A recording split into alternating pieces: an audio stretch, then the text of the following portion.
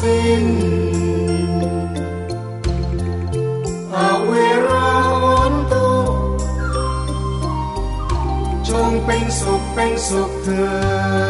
ดอย่าได้มีเวรแก่กันและกันเลยอภยาปัชชาโหนตุจงเป็นสุขเถิดอย่าได้เบียดเบียนซึ่งกันและกันเลยอานิฆาโหนตุจงเป็นสุขเถิด